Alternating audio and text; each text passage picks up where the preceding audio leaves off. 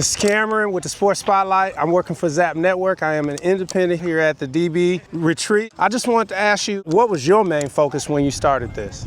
So, my story with getting into it, I was labeled a street coach. So, I embraced it. I went and got some kids off the streets is what they say. But really, it was more so just, finding people that I could help make an impact with and help develop.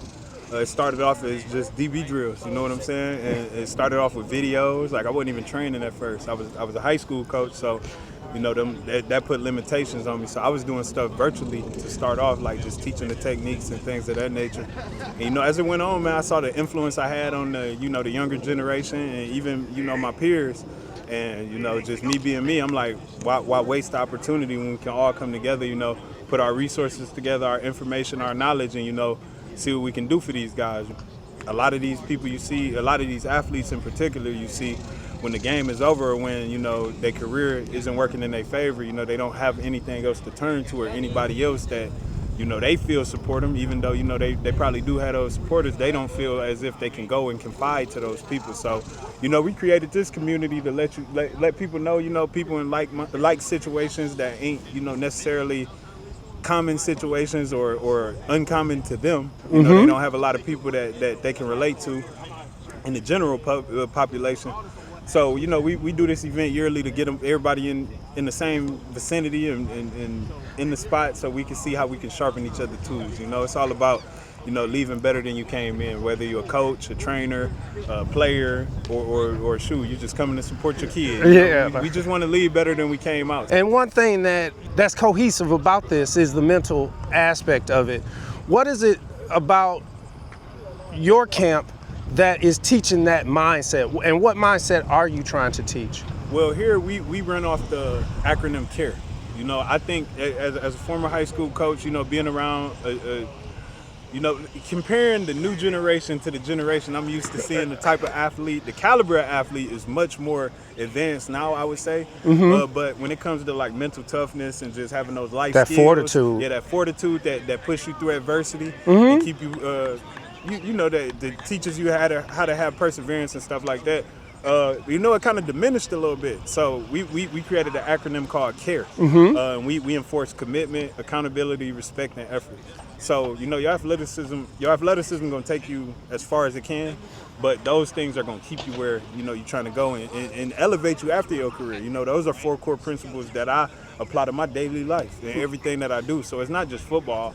Like I tell them, we use football as the vehicle. Okay. Our road, we on the road to success. We on the path, and we know where we're trying to get there. And if football is the vehicle, we're going to take it as far as we can on that road. And till the wheels fall off. And when it's time to hop out the vehicle, and switch cars, upgrade. You might go from a Chrysler 300 to an Audi. You know what I'm saying? Absolutely. Not saying it's always a bad thing to switch. Some people go from a Challenger to a pickup truck, and that's fine too. So our whole thing is, just being where we're supposed to be, pouring into each other's cups so we can understand, the calling God have on our life, because we all got a different calling. We all come here like-minded, but we all leave with things that separate us and keep us special as well. What's one of the things that an athlete going up, and you've been at the highest level, what is one of the things that you had to overcome, like that specific thing that sticks out in your mind that you had to overcome, and something that physically, in the physical, what did you do in those moments? I just put my best foot forward always. I never got consumed in what anybody else had going on. My career wasn't the most luxurious. I didn't go off and play 10 years in the league and make $1 million or millions of dollars or anything like that.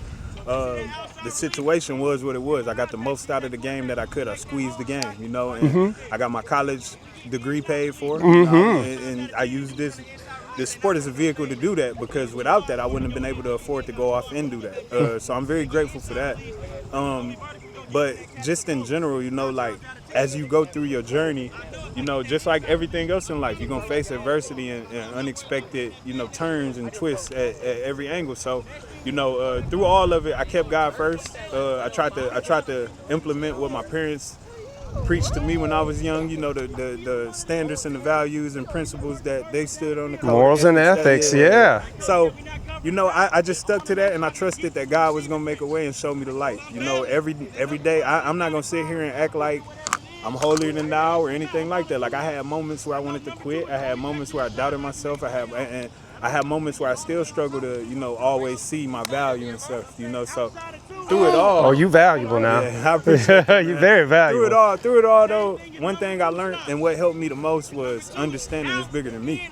Absolutely. You know, when the good stuff happened, you know, people came around telling me how great I was and stuff, and you know, when the bad stuff happened, them people was non-existent. You know, I had to sit in the bad by myself, but when the good was around, everybody was around. So, you know, I learned that, one, you got to do it for you. You can't do it for everybody else. You got to do it for you. And you got to do it for your happiness, and you got to follow what you believe in. Two, I learned that, you know, it's a million ways to skin a cat. You know, growing up, I wanted to be a Pro Bowl NFL player. Right. But as it went on and I saw what it took to get there, and I saw what I would have to sacrifice to, you know, continue to chase my dream, and I started to see how the game could not, you know, always give back. Right. And it was my signs to say it wasn't even so much, oh, this game ain't for me. It was, hey, man, this is the nature of the business. At some point, it don't matter how good you are. At some point, you could be damn 3-time Super Bowl champion, all that. At some point, somebody gonna tell you, "Hey, man, you ain't good enough no more, and it's gonna be over." You gotta embrace it. You still got life. You still got life to live. After Right. that. So, you know, my biggest thing was understanding it was more to life than playing football. You know, and I say that because I say playing because, you know, I can't envision my life without football. But you know, the only way I saw football was playing it. You know, and now seeing it on this side and being on this side of it, and understanding what it takes to create an organization. I'm very hands-on with what we do. I'm just be 100% transparent, man. Like, most of the stuff you see, you know, I'm hands-on. Right. So I got a team of people that have come along and been a tremendous help, man. And they helped set this event up. You know, you see we got it rolling. It's real organized. People getting, you know, a lot out of it. And this day one. So we got 3 days I'm looking forward to. And just watching this game give back to other people the way it gave back to me.